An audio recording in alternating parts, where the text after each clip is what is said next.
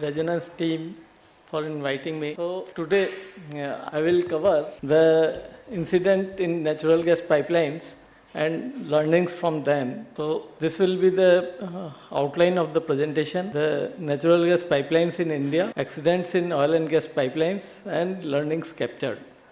So this is already told by Dasa, 34,000 kilometer pipelines has been authorized and 25,000 already commissioned and rest are under construction.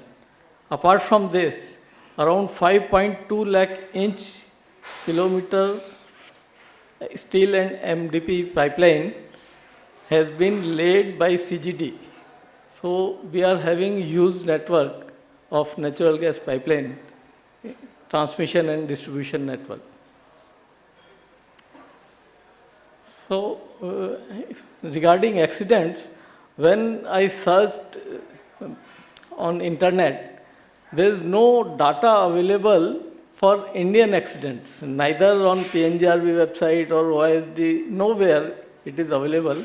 What I could find is Wikipedia. At Wikipedia, more than 100 pipeline accidents are recorded all over globally. But for India, there are only 3 incidents are listed. One is KZ Basin, another is some Bangalore incident, and last is IOC incident that is narrated by Dr. Tiwari in the first half. The Gail incident is on 27th June 2014 early morning at Nagaram village, East Godavari district. Operator was Gail India Limited, 18-inch natural gas transmission pipeline, and around 22 casualties and 40 injuries. This is the picture. Then Union Minister and Chief Minister also visited site, and on the night of 26-27 June there was natural gas leak, and in the early morning when nearby tea stall ignited the stove, leaked gas became fireball and entire village was engulfed. When we see this DOT website, Department of Transportation, US Department of Transportation, PMHSA. So if we see the averages number of incident count is 600 odd every year and 11 fatalities every year. So that is huge number. I think similar numbers are there for India also. That is a cause of concern for all of us. And we should learn from these incidents to prevent further incidents happening. This is already narrated by Negi Saab, European gas incident data. Here, what I wanted to highlight is 25% corrosion incident that is avoidable, number one. 23% around external interferences, that is avoidable. Construction defects are also avoidable, but these are the incidents where we should focus. And that is where my learnings starts. For these 2 points, basically corrosion and external interference. So quality of gas is foremost important thing, and for this gas composition as per PNGRB access code at source is to be monitored, online moisture analyzer, HO2S analyzer, gas chromatograph, and supplier should be alerted immediately in case of exception.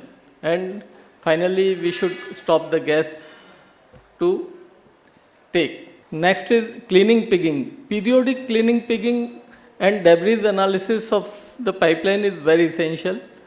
So, learning is quarterly pigging after commissioning till 1 year, and frequently cleaning pigging for dry gas 3 years, LPG and OSPEC gas quarterly to 1 year, depend on quality and quantity of debris. And we should use bidirectional pigs, brush pig and high density foam pigs for cleaning pigging. And debris analysis is to be carried out for quality and quantity, both elemental analysis and microbial analysis. Next is corrosion coupons and probe. Then we should monitor what is happening in our pipeline. So corrosion coupons we should install, ER probes at source and vulnerable locations to monitor how much corrosion is happening. So monitoring frequency is for dry gas yearly, wet gas 6 monthly, and we should take care of vulnerable locations based on critical angles and flow modeling. Wherever there are chances of condensate or debris are getting stuck, so that locations are vulnerable for corrosion. So we should try to monitor those locations by guided wave UT or whatever means available. Next is ROU management. For that, public awareness and line patrolling is must. So regular interaction with local people, awareness of do's and don'ts through radio jingle, Nukkad Natak, etc. GPS-based food patrolling, pipeline intrusion and leak detection systems are very effective for especially wherever urbanization is going on. Then quick response teams for prompt action for any third-party activity is also essential. Here, I just wanted to highlight at one CGD location or where I go, they are not giving any warning or not telling any do's and don'ts in their warning markers. They are just telling high pressure gas pipeline. So what they want to tell, at least they should say it is highly inflammable gas pipeline.